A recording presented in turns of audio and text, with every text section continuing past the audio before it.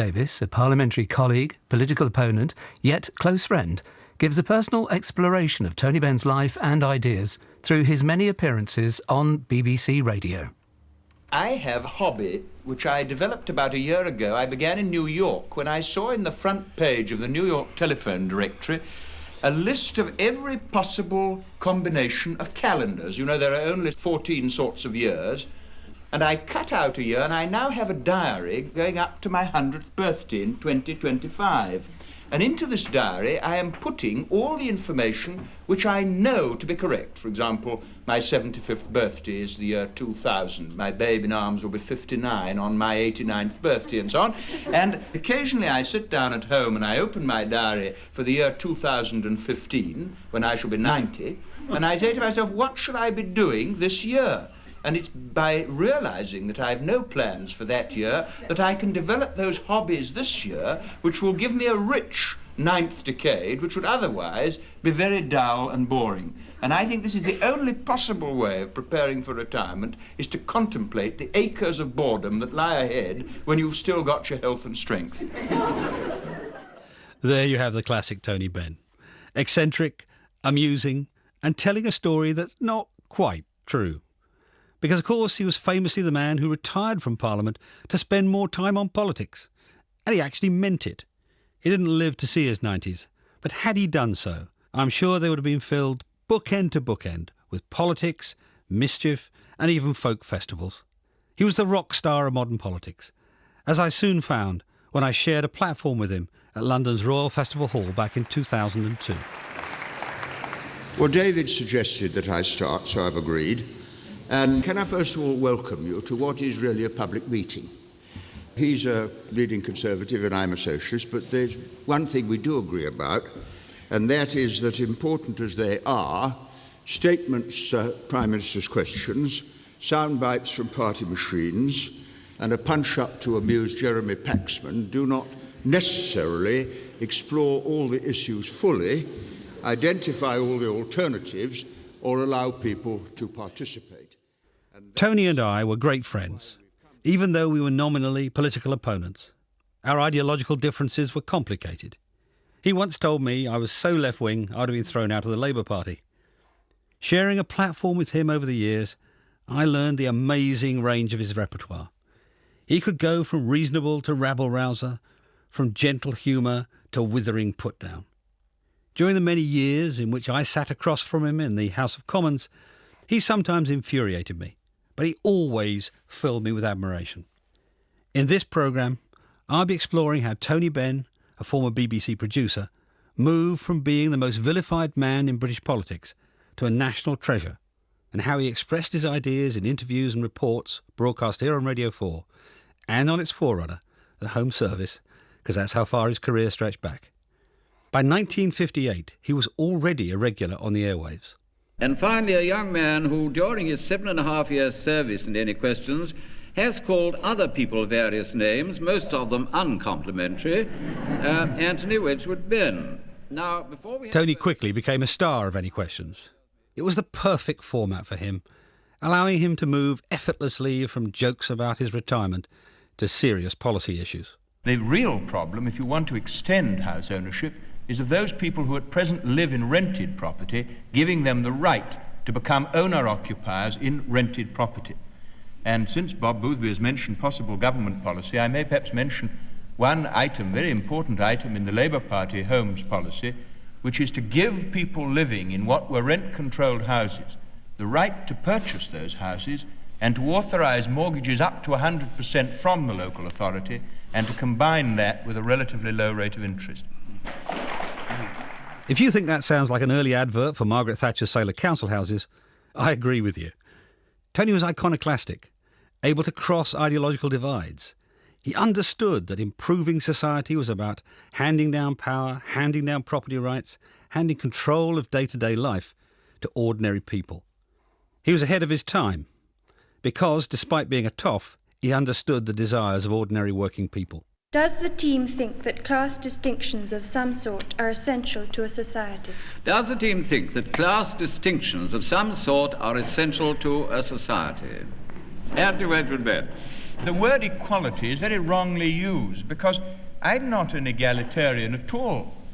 I believe that all people are different. And what I object to about our society is that it is an obstacle race which prevents people from becoming what by their nature and origins and talents they could become. And what is wrong with British society, and anyone who looks at it knows that from the top to the bottom it is riddled with prejudice about people based not upon their worth, but upon their accent, upon their origins, upon their family, upon their education, upon all sorts of things which were not given to them according to their merits, but which they acquired and inherited. And it is, of course, not only very undesirable, in my opinion, but very unpractical. Because when you have a society literally set about with obstacles, as British society is today, then, of course, these obstacles prevent people getting into the jobs and places where their talents would be best used and where the community would best benefit from the use of their talents. And I think this is a fossilized, rigid society, which, if it's going really to surge ahead, has got to get rid of many of these old survivals of the past. A Blairite could have said that. But so could Winston Churchill, who famously dreamed of a Britain where there is a limit beneath which no man may fall, but no limit to which any man might rise. If I'd been listening to Tony as a 10-year-old living in a council house in South London, I'd have been cheering. That metaphor of the obstacle race is a brilliant description of Britain then and now. It's a measure of this scion of the aristocracy that he understood that. Tony Benn came from a world of privilege, but he lived through a period of huge social change, particularly when it came to membership of the Commons. And he was at pains to show that he was part of a new generation, not least when he was interviewed alongside his father, the former Liberal and former Labour MP William Wedgwood Benn, who became Viscount Stansgate. Here they are in 1959, discussing the changes in the work of an MP. We were an adornment to the constituency. We weren't a public servant the way Anthony is, you see. He really is a servant of his public. We were nicely dressed. I had a very nice silk hat, too. Did you, in fact, wear a silk hat and tailcoat to the House? Oh, yes. Not a tailcoat. Not a tailcoat? A frock coat. Oh, I'm sorry. A frock coat. We fancied ourselves. Yes. Would you say it was a more decorative House of Commons? Oh. What would you say? Look, well, I imagine it was. Nowadays people wear just ordinary business clothes, and occasionally people wear sports jackets and trousers. And, of course, the really big difference, let's face it, came with the arrival of working-class members of Parliament in the Labour Party. When Keir Hardie arrived with his cloth cap at the door of the House of Commons, the policeman said to him, because they were doing the repairs, he said, "Are you working on the roof, mate?" And Keir Hardie replied, "No, I'm working on the floor." And that was the difference between the old and the new House of Commons. That's why it is such a very different place today. It's concerned with people's problems on both sides. It contains ordinary people, dockers, miners, doctors, lawyers, the whole lot of them are there. And I think this must be the biggest single change in the last 50 or 60 years. Were you there on that day, Lord Stansgate? Was I there? Mm-hmm. When Keir Hardie... Oh, of course. As a matter of fact, it was a mistake, the deerstalker. His wife couldn't find his bowler. But it's quite true. The thing looked like a bed of mushrooms from the gallery. Just all black hats.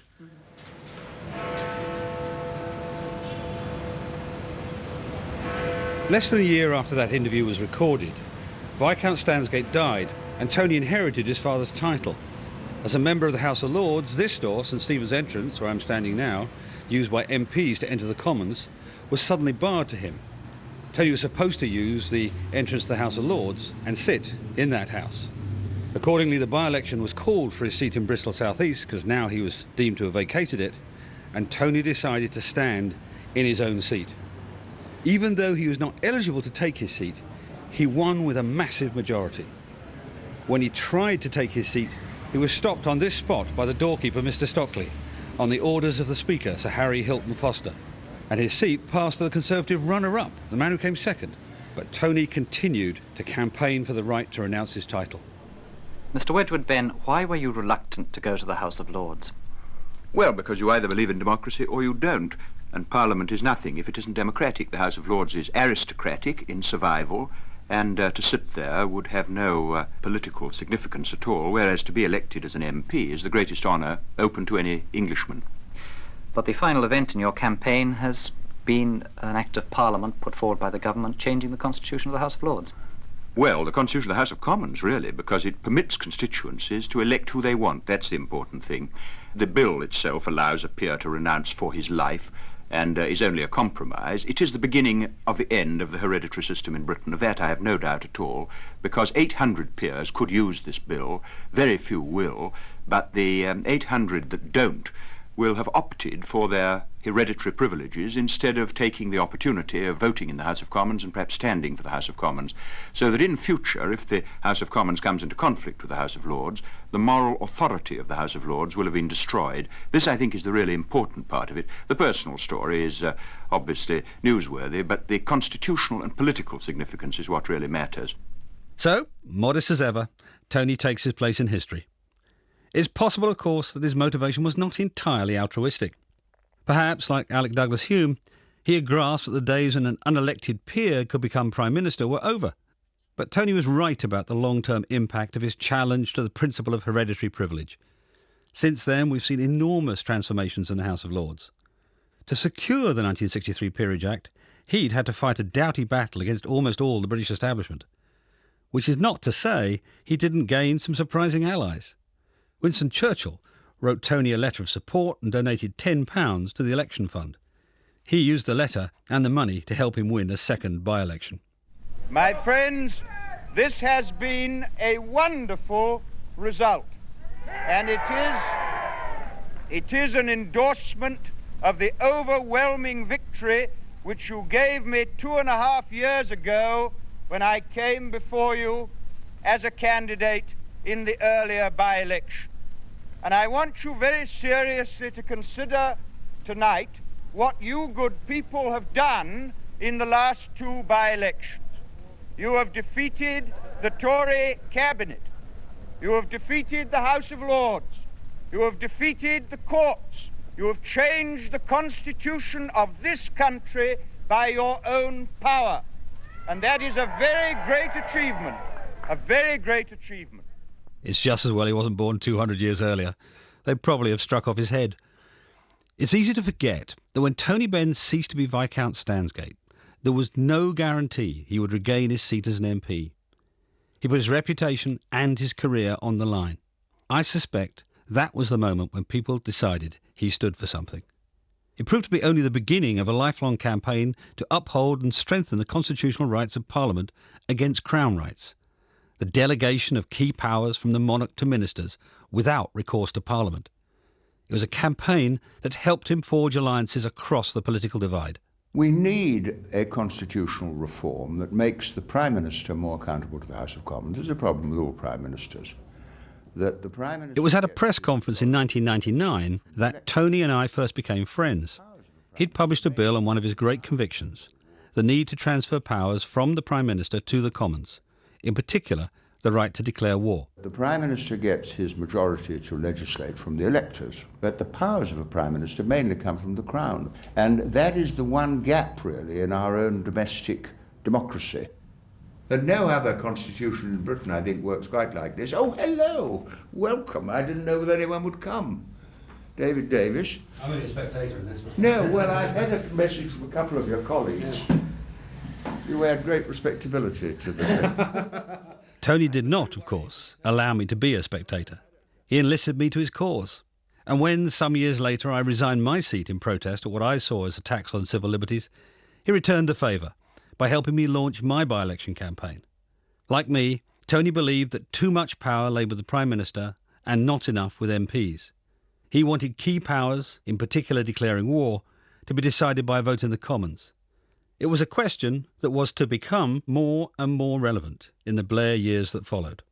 What people feel is this, that if Mr. Blair goes along with Bush and launches a war on Iraq, hundreds and maybe thousands of innocent people will be killed without the consent of Parliament, without any indication of the legal justification.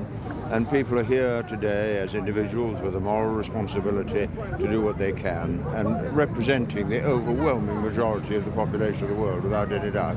And in some of the flyers they said that you'd called for sort of civil disobedience if the war were the right word to go ahead. Well, no, what I'm saying is that if the war goes on in our name, using our money to pay for the bombs and bullets, we have a duty as citizens, an individual duty, to see that everyone where we work or wherever we are has time to stop and discuss it. That's what I'm arguing for. In 2003, Tony became a leading critic of the impending war in Iraq, and shortly after, he became the first president of the Stop the War coalition. It was a role that won him a new generation of supporters, including many young people. What many of them might not have known was the attacks on Tony Blair and presidential-style government were, for Tony Benn, a new symptom of a 200-year-old problem, the Crown prerogative, which hands the monarch's powers not to the Commons, but to the Prime Minister. Tony might not have lived to see Britain become a republic, but he did live to see MPs given the final say on declaring war. It was an important victory for Tony, who had long argued that big decisions should be taken collectively, by elected representatives. It was the same belief in democracy that made him a fierce opponent of the European Union. Sharing a platform in 2002, it was a subject where he and I agreed. Oh, yes, well, I mean, the European Union is governed by people we don't elect and can't remove. I mean, I don't take the view some people take that, foreigners are horrible. I don't take that view. Hardly could. My mother was a Scot, my wife was an American, one son's married a girl who's daughter of an Indian, another one's married a Muslim. I mean, I am breeding a UN peacekeeping force in my own family. But at the same time, I just will never accept that people can make laws I have to obey if I can't remove them on polling day. It's as simple as that. And those are the views on Europe that Tony was best known for. What's often forgotten is that there was a period in the 1960s when he was Britain's first Minister for Technology when Tony decided that maybe Britain should join the common market. Typically, the only evidence of this errant phase comes from Tony's own illegal recording. Giving a speech in the House of Commons in 1967, he smuggled a tape recorder into the chamber. It's a mark of his honesty about himself that the result was broadcast nearly 30 years later as a part of his series, The Benn Tapes. What we have to do here is to create an environment in Europe which is favourable to the creation of large companies big enough to stand up against the strong competition that comes from across the Atlantic. Now, of course, it was this argument, this type of argument, which shifted the views of many of my honourable and right honourable friends, and which quite frankly shifted my view on the European question and on our decision to apply to join the European Economic Community. It was the feeling that technology imposes an inexorable scale upon our economic life and makes it necessary for us to think in very much bigger terms than we had done in the past. It was the fact that the argument led you increasingly to the view that Britain's place within the wider Europe was its proper place and its necessary place and its inevitable place. That public confession of a change of heart is admirable and refreshing. It shows a politician more pragmatic and less dogmatic than is often remembered. At a time when international politics was dominated by the two superpowers, the US and the Soviet Union, the idea of forming a new economic power bloc must have been appealing. But Tony's Europhile phase did not last long. By 1972, with Labour out of power, he was forging Eurosceptic alliances across the party divide. Why has the Labour Party made common cause with Tory rebels on this issue, notably Mr. Enoch Powell? Well, both parties are divided, you see. And my own view is that the deep divisions in all political parties over the common market would never have taken this form if the government had accepted from the start that the British people should decide this question for themselves in an election or a referendum instead of trying to force it through the House of Commons. I think it's most regrettable, but if anything, it confirms my view that this matter should now be put to the public. But then you don't think Mr. Jenkins is right when he says in his letter to the Leader of the Opposition that this is not the way the opposition should be run? Well, the only way I know that a political party can be run is by democratic decision. The Danes and the Norwegians and the Irish are to have referenda to decide whether they wish to enter the common market. Mr. Pompidou is to have a referendum in France so the French people can decide. The present government have announced there's to be a referendum in Northern Ireland to decide whether they wish to join with the Republic in the south. But are you saying then that you believe all controversial issues before Parliament should be put before the people of this country in a referendum? No, I'm not saying that. I'm saying that where you have a constitutional change that takes away the powers of the electors for all time, this should be dealt with either by an election, which has been our traditional British practice, as in 1910 over the House of Lords question, or by a referendum, or possibly by both. Less than a year later, the Conservative Prime Minister Edward Heath took Britain into Europe, and by the time Labour was back in power in 1974, Tony's job as Secretary of State for Industry involved trips to Brussels to meet EU commissioners. These did little to convert him. I want to report my feelings about going into the building in Brussels, huge building in the shape of a cross, absolutely un-British and un-English. Even office blocks in Britain don't look or feel like that. And although it was interesting to see a mixture of advisors of different nationalities, I felt as if I was going almost as a slave to Rome. The whole relationship was wrong. Here was I, an elected man, doing a job and could be removed, and here were these people with more power than I had, no accountability to anybody. I found this feeling built up throughout the day. Well, then I walked over to meet the councillors, people from the Foreign Office, Education Department, Trade, Department of Industry, Customs, Head of Chancery, Treasury and Legal Departments. And I said, look, let me put a point to you. I said, I find an enormous difference as a minister between now and 1970 when I left office, because this huge area of community business has opened up and I'm not in charge of it. And I find that on all the things I'd like to do, the options that would interfere with community obligations are just closed. They're not mentioned because, of course, they can't be done. And the thing has just got this completely bureaucratic flavour. It's international, but it's bureaucratic. It's got no democratic accountability. It's just there, and its capacity is to say no. That was the end of my visit, and if I summarise it, it was depressing and gloomy, absolutely confirmed in a practical way all my suspicions that this would be the decapitation of British democracy without any countervailing advantage to the British people. There's no real benefit for Britain. I found it a most fascinating day. I know how he felt. When I was a Minister for Europe, I used to say the best way to create a Eurosceptic was to take a Europhile to Brussels. Tony was above all proud of his job as an MP. He saw himself as a tribune of the people, put there by the people, removable by the people. The bureaucratic monstrosity he ran up against in Brussels hurt that pride. After being made to feel like a slave to Rome, no wonder his passion on this issue burned for the rest of his life. You can hear that passion in this speech from 1975. You can also hear the skill and technique that made him one of the great speakers of the late 20th century. Heath promised us more jobs and higher living standards inside the common market. These promises were all broken, and he now tells us that we are so poor that we cannot come out, that beggars can't be choosers. That is false too. Heath's leadership has been a total disaster for the British people. The British people rejected him twice last year. The Tory party threw him out this year, and now Mr. Heath is trying to climb back to power via the Treaty of Rome and put Britain under government from Brussels forever. Heath has a deep contempt for Britain, the British people, and for parliamentary democracy. And on Thursday, the British people will give him their final answer and vote for freedom, and vote for independence, and vote for self-government, and perhaps more than anything else, on Thursday we shall vote for self-respect. He was wrong.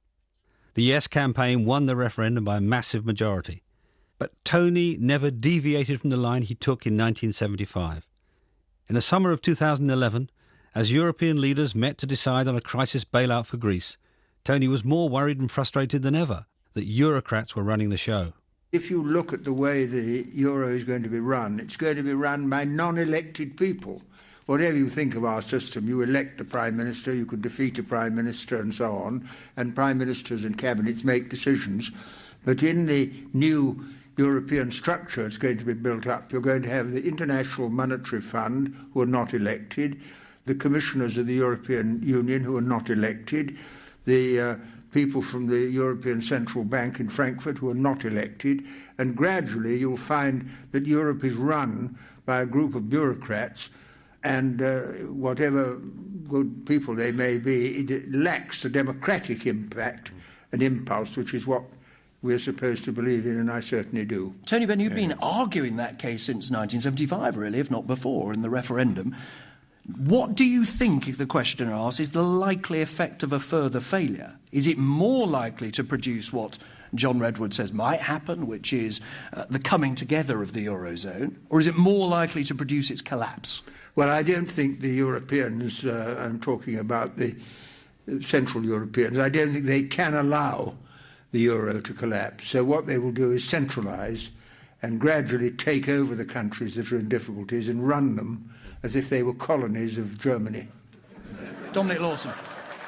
And there you have Tony saying what everybody's thinking and nobody dares say, pointing out that Europe these days revolves around Germany. And is it the same argument he's been making for the third of a century? Yes, it is. And maybe that tells us he was right in the first place. Tony may have been opposed to the concentration of power in Brussels, but he was a passionate believer in European cooperation. And one of the projects for which he's most famous combined that internationalist instinct with his love of technology. It's the flight trials and what the flight trials reveal that is going to determine the future of the Concorde project. If all goes well, then we shall see not only the full production of the production Concords, but also a very considerable gain in foreign exchange earnings for this country and for our partners in France. It was Tony Benn who gave Concorde its final E, a symbol, he said, of the Entente Cordiale. He'd inherited the project from the previous government, but backed it in the hope it would be a commercial success, as he told a press conference in 1969. I wanted to be produced at a reasonable price and sold to a large number of people to bring a return to us. Our attitude to the aircraft industry is pretty simple. We want to make money for Britain by making aircraft, not just making aircraft for its own sake. We want to make money, improve the balance of payments. After all, it links very much with our central problem. And this depends on the development costs and the orders. Concorde will decide its own future. It won't just be decided by a minister sitting in an office in London. In the end, of course, Concorde was not what you might call a hot seller. Tony blamed high oil prices, but the truth was it was just too far ahead of its time. You can see, though, why he was seduced by the project. This was the 60s, when JFK inspired the American people with his space race against the Russians, a time when technology excited people. But while Tony shared that excitement, by 1971, technological progress was also a source of worry. The white heat of the technological revolution was not the cosy glow of industrial progress, but what nuclear power did to the coal industry, containerization did to the dockers, and as Dennis Howell said, computers do to clerical workers. And we certainly did not advocate those policies to see that in the end, chartered accountants should rule our lives under the guidance of a cabinet with no sensitivity to human needs. And therefore,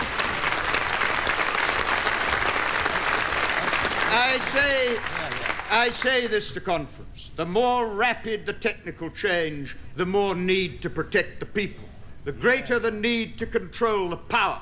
And I confess frankly, having had those responsibilities, that the power I see generated by technology is too great for a Labour cabinet to control unless the people are unleashed to control it themselves.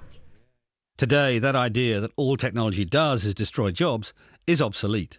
Any youngster will tell you that technology creates new markets, as we've seen with the story of social networking and online music. Tony's view sounds like a 20th century version of the Luddite argument, but he was a man who really believed that government can and must protect people from change. For me, the truth is that there is a limit to what government can do. All politicians can do is facilitate change and smooth transitions. I could never convince Tony of this, as I found out when we shared a platform back in 2002. Sometimes people say, why are the poor poor? But try this one, why are the rich rich? And the rich are rich because they exploit the poor. I hate to mention Marxist language because I was shocked. I might please his great-grandfather, but actually, I think you have to recognise that wealth is very often at the expense of those whom we then denounce as poor. Anyway, Do you want to come back? I was just thinking, yes, I would come back on that. I mean, the first thing is the market forces actually help to keep prices down. But the second one is this. Take the drug companies. We now have fabulously effective drugs for lots and lots of treatments. Those drugs are quite an interesting demonstration of why capitalism works. There is not a single good or useful drug that's come out of the Soviet Union, any of the old Eastern European blocs and so on. Not one. No, not one. And the reason is because you've got a good, effective market system delivering what people want. Well, that's now, effective. Look, and it saves lives. But and it makes money. And all of those things are good. And they pay taxes. You know. The health service in Cuba is better than the health service in the United States. And a friend of mine, an American, rang up the other day, an old lady, said, my daughter's got cancer, could you get her into a hospital in Cuba? There's a higher level of literacy in Cuba and a higher level of medical care in Cuba than there is in the United States. And Bush is just about to spend $200 billion bombing the hell out of Baghdad in order to deal with terrorism in Bali. I mean, it's absolutely crazy. You had a heckle there, Tony. It's, what about democracy in Cuba? You know, I think. Well, there's more democracy in the running of the hospitals there because the management, the unions, I don't know if you've ever visited. Anyway, next question. I think we've had that quite one. wrong. Where's the next question from? Right. A delightful Tony Benn sidestep there. It always baffled me that someone so committed to democracy could also be so committed to a strong central state. To me, the nationalising governments that Tony admired were too powerful, too lacking in checks and balances to allow the kind of liberty that we both believed in. But to Tony, nationalisation was the answer to almost every question, particularly when Labour was out of power. Let's go back to 1973. The London and Rhodesian mining company, Lonrho, had been described by the Prime Minister Edward Heath as the unacceptable face of capitalism, following claims of bribing African leaders and breaching trade sanctions. The story was grist to the mill of Tony's big cause, nationalisation. The abuse of business and financial power is now a direct threat to our democratic institutions, and it must be checked. The events of last week, including Lonrho, the selling off of Rolls-Royce Motors, and in America, the revelations about secret business funds supporting the Conservative campaign to re-elect President Nixon, which could happen here, point to the need for a much stronger protection of the public interest. And that is one reason why the Labour Party must allow the public to control or own key industries and financial centres on a far greater scale than in the past. The 70s were the last decade in which nationalisation was seen as a solution rather than a problem. Those were the days when the Soviet Union was still a powerful force and when most Conservatives saw their job as being to slow down socialism rather than to reverse it. Then came Margaret Thatcher and her monetarist guru Keith Joseph, offering a radical alternative to Tony's vision of industrial democracy. In 1977, Joseph and Benn went head-to-head on the Radio 4 programme Analysis, and Tony met monetarist logic with biblical allusions. I'm sure when Christ turned the money changers out of the temple, Keith, the CBI in Jerusalem said the temple wouldn't be viable because it had been living on selling incense and candles. No, I agree with you, man isn't a producer. Man is a man. Human beings have to be seen in the round and not just as instruments or factors of production. Really? And I think the trouble with your market economy is that you try to reduce men into mere producers.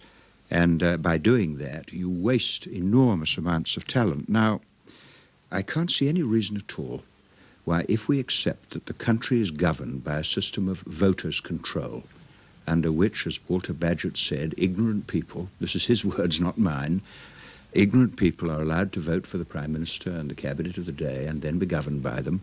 Or, to use Burke's words, Edmund Burke talked about the populace as a swinish multitude. Let me just develop just a second, George, I'll finish quickly. If you have voters' control and you call it democracy, workers' control as a form of industrial democracy is not so very absurd. And, of course, workers have a high regard for professional management. I've never known shop stewards who didn't want a good differential for their manager. They recognise the importance of these skills. But I fear that your philosophy and economics, which are very simple and in a way appear straightforward, demean and diminish man till he becomes simply an instrument of profit-seeking. And I don't think that the British people have ever taken that philosophy into their system. I think they reject it in favour of a broader humanity, which is reflected in the ballot box and in the trade unions. The calm tone and jokes here show Tony doing his utterly reasonable routine. Never mind that by the time of this interview, the model of worker control he describes had already been tried and found wanting. The Scottish Daily News and Meriden, which made Triumph motorbikes, were both turned into cooperatives with the help of huge government grants. Both cooperatives folded. The Scottish Daily News after just 6 months. Yet, it's evidence of how emotionally appealing Tony's vision was that cooperatives have made it back on the political agenda, most recently in the form of shareholder capitalism. But Tony wanted to go farther than John Lewis-style public services. In 1980, he told the Labour Party conference that if elected, Labour would grant powers to nationalise industries within days. With hindsight, it seems obvious that as he drifted farther to the left, he was being left behind. But at this point, Margaret Thatcher was deeply unpopular, and there was still an appetite for Tony's brand of socialism, as he told Radio 4 in 1980. Oh, I think what's happening at the moment is that people are frightened by what's happening to them, and that tends to turn people to the right. And secondly, people are not allowed to know that there is an alternative. At least it's very hard for them to find out there's an alternative, and they're therefore puzzled into silence, or they're cynical about everybody. So that, in my opinion, there is a shift already among thoughtful people.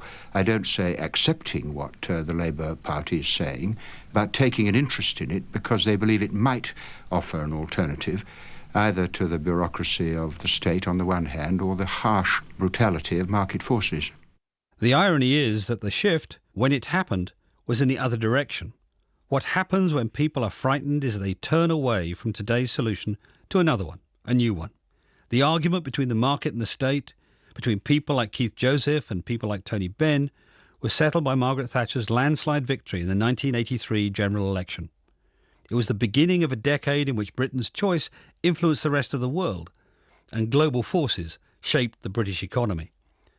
But Tony continued to believe that the state could protect us from globalisation, from market forces, from anything.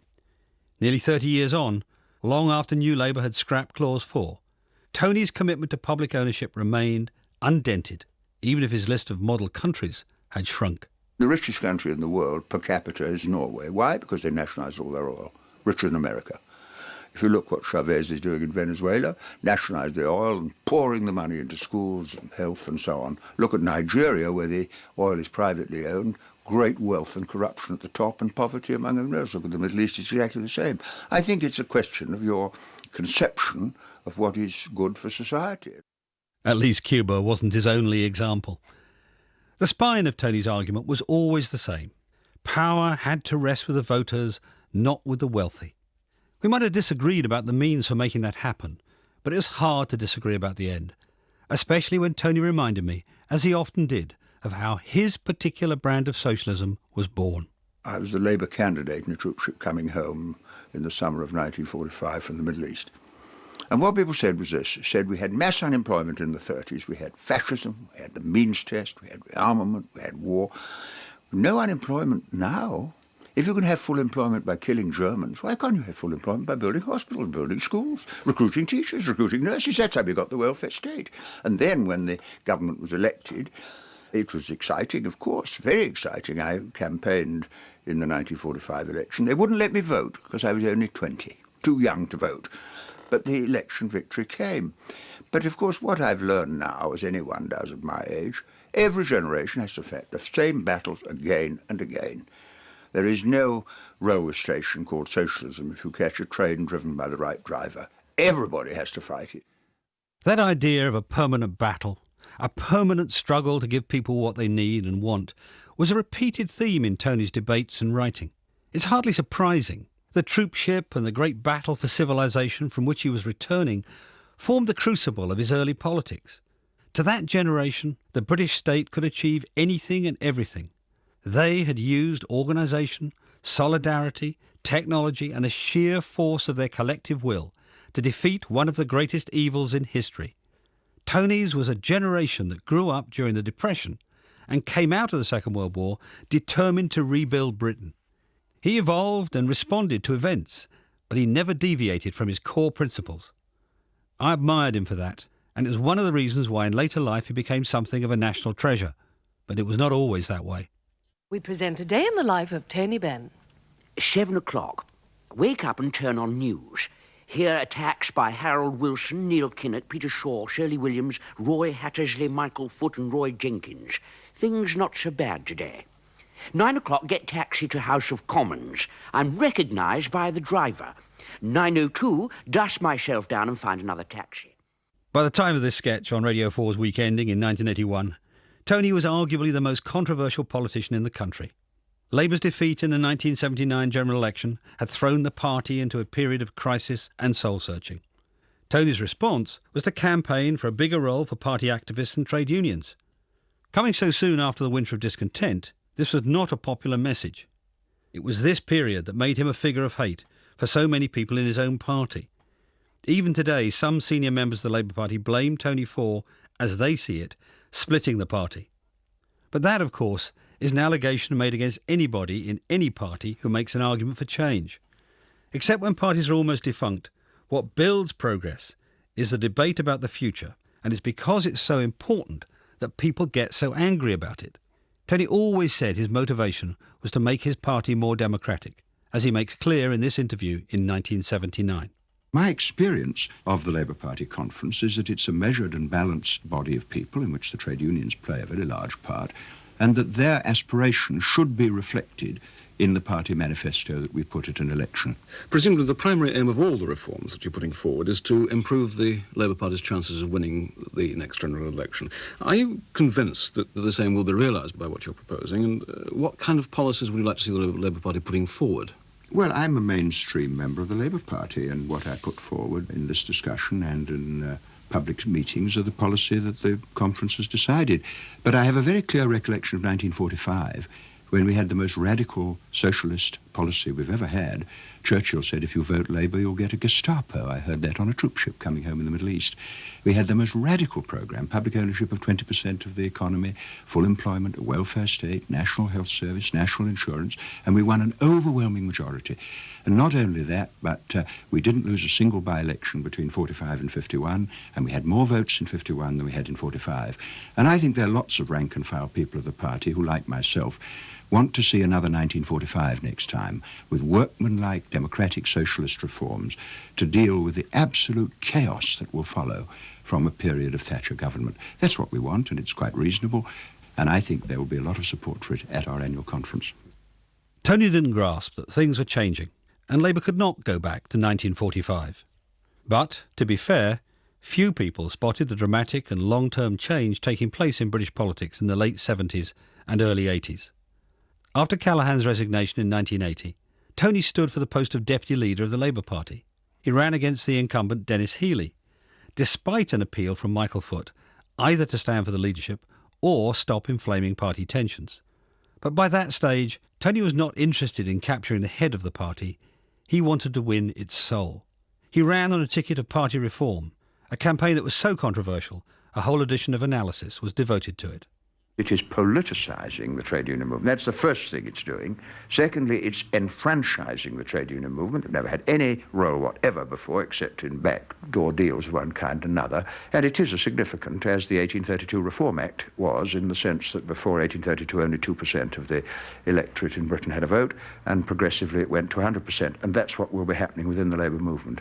But what's the purpose of all this constitutional change? The intention of the whole policy is to broaden the number of people who have some say in the policy making of the party, in the choice of their candidates to put it forward, in the relationship between supervision, in a sense, of the relationship between the parliamentary leadership and the rest of the party. Now, if you compare it with a trade union movement, no general secretary would dream of doing other than represent the policy of his trade union. When we come to the parliamentary party, there is still this idea that once you've been elected to Parliament, you can kick away the ladder, say, now I'm here, I'm free, I can do what I like. The claim at the time was that Tony was backed by the extremist left, who wanted to subvert parliamentary democracy by making the future Labour government responsible to the party, not to the electors. In his diaries, broadcast in the 90s as the Benn tapes, Tony vented his frustration at those who he felt were not proper socialists, and who saw the Labour Party merely as a ticket to power. and he justified his decision to stand against Healey. What it has done, of course, is to force people to make choices. That's what's called polarisation, divisiveness and all the rest. But it's true. You can't go on forever and ever pretending you're a socialist party when you're not, pretending you'll do something when you're not, confining yourself to attacks on the Tories when that's not enough. People want to know what the Labour Party will do. And I think this process is absolutely long overdue. It's like the Labour Party having a Turkish bath, and the sweat and the heat and the discomfort is very obvious. Tony Benn, 49.574. Dennis Healey, 50.426. Tony's defeat in the deputy leadership contest, albeit by the narrowest of margins, was an important moment. His opponents argued that had he won, he would have destroyed the party. But his defeat did not save it, and we will never know whether the wholehearted socialism that Tony embraced would have given Labour better results in the years that followed. I suspect not. After his defeat, Tony faded as a senior figure in the party, but remained a symbol of Labour's left wing. If he had not existed, the Blairites would have had to invent him. In 1982, he added to his unpopularity by backing the militant tendency after a Labour inquiry found them guilty of breaking the party constitution. Mr. Tony Benn, can you tell me what you think of today's decision? It's a rather silly decision, and I think we shall all live to regret it, but the only comfort I have is that I know it won't work, because the Labour Party will never expel good colleagues they've worked with for 20 years just because they have a particular opinion. And I think the militant tendency is like the Salvation Army. They wear uniform, they have blood and fire on their banners, they sell war cry in the pubs, and they're fundamentalists. And being interested in theology, I'm in favour of having all sorts of schools of thought in the Labour Party. Today, many will see that as Tony at his most out of touch, an intellectual in the wilderness. The eventual expulsion of the militant tendency was a turning point for Labour, an important step towards electability. At the time, Tony argued it was the beginning of a purge of the last remaining socialists. In a way, he was right. The years that followed saw the removal of Clause 4 as Labour morphed into a more right-wing, social democratic party in the European mould, espousing markets and becoming a close military ally of the United States. All things Tony saw as betrayals. The early 80s were a low point in his career. He was no longer a party heavyweight, but had not yet redefined himself as a champion of the new liberal left. And then, in 1983, boundary changes helped loosen his hold on his Bristol seat. The total number of votes given for each candidate at the election was as follows. Anthony Neil Wedgwood Benn, Labour, 18,055. Jonathan Said, Conservative, 19,800. It feels almost symbolic that Tony's defeat came in the same year that Margaret Thatcher won her second election with a huge majority. His popularity with the party rank and file meant that he quickly found a new seat, winning a by-election in Chesterfield. He was soon deeply involved in fighting the corner of striking miners. Ministers should study their history. After the general strike, the Tory government was swept out of office. The British people will never, never, never allow the Tory party to destroy the miners and the miners' families and communities, because given the choice in the ballot box, they prefer the quality, decency, dedication and loyalty of the miners to the get-rich-quick people who support the Tory party and contribute to this debate. I'll let that one pass. Tony was on the wrong side of the most important industrial dispute of the 80s. By then, he had effectively separated from the mainstream Labour Party. But he was still at the centre of events, and whether you agreed or disagreed with him, he provided a voice for an important section of society. By the end of the 80s, the public mood towards him was softening, but he was still controversial, as Sue Lawley put to him when he appeared on Desert Island Discs. Mr. Benn, you are both loathed and loved, with probably few people falling in between the two. How does that affect you, never quite knowing what sentiment you're going to bump into next? Well, I'm not aware, you see, of being loathed except by people with power.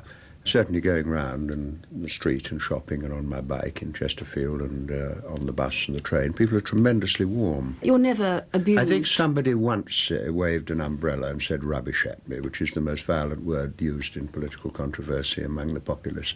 Would you admit like any politician or any performer, to having a weakness for adoring audiences? No, but I mean, if you open the newspapers for years and find your view attacked and distorted and misrepresented, and then you go to meetings and people respond, it's that keeps you going, really.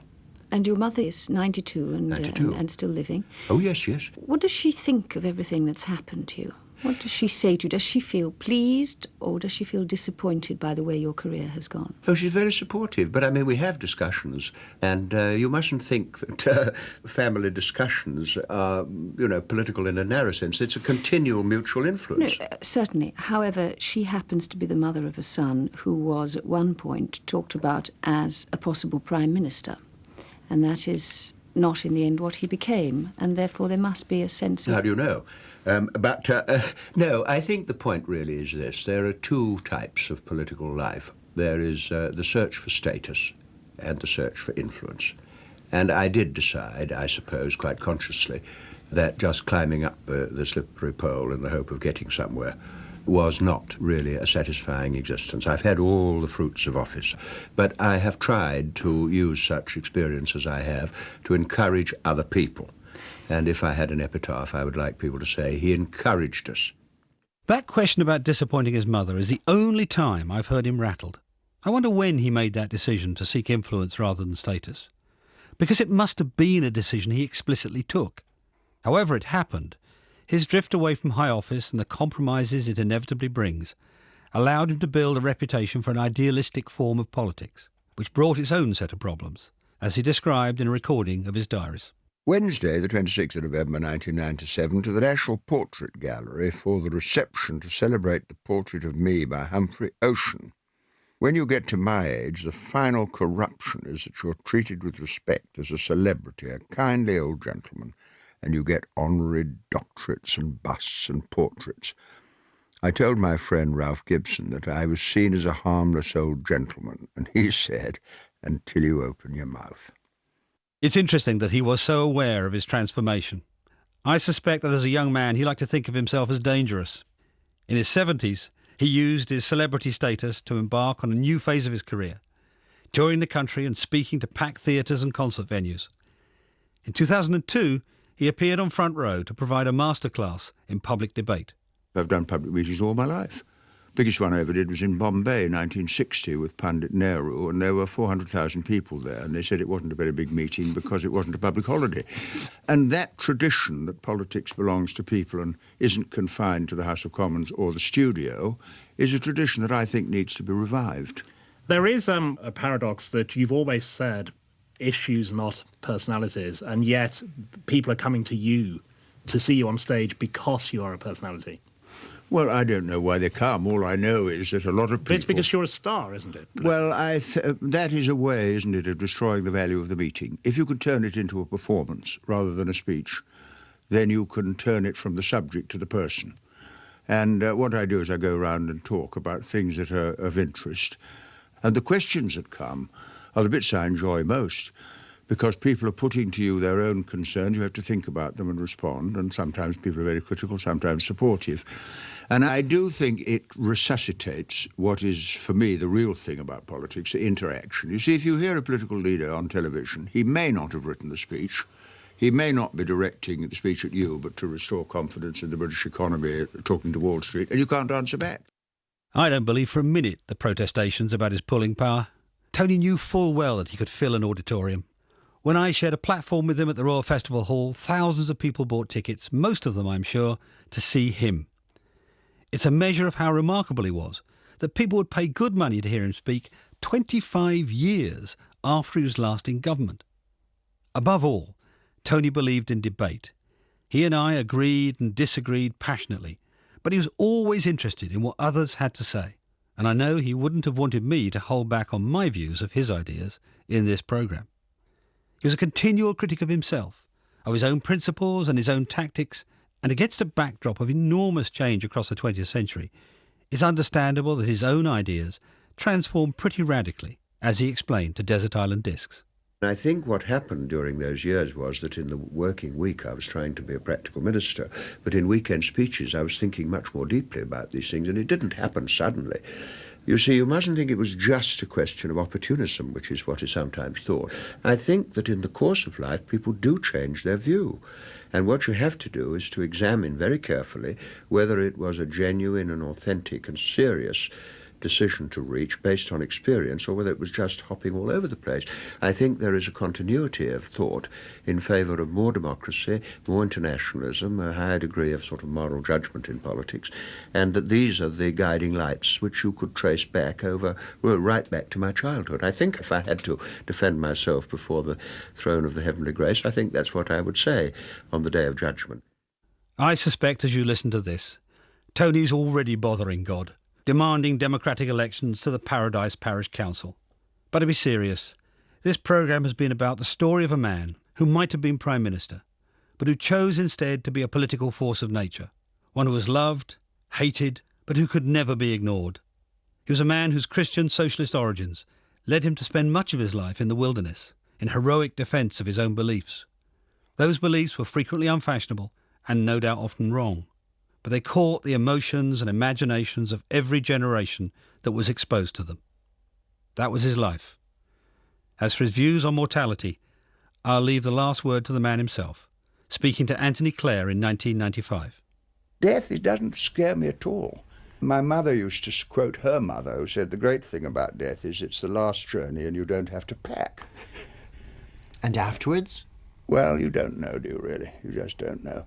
I think probably immortality is something that comes through what you leave behind you, really, either children or ideas and so on. I remember my father quoting his father saying, a life is like a pebble dropped into a pool and the ripples go out and back and out and back, and even though you can't see them, they go on forever. Now, that was a very calming thing to say. So I can't say I'm worried about it, but I don't want to go. Don't misunderstand me. I mean, I'm not. My 100th birthday is on the Thursday, the 3rd of April, 2025, and Thursday is always a polling day, so I can't entirely guarantee that I won't be a candidate. Tony Benn on the Radio was presented by David Davis. The producer was Helen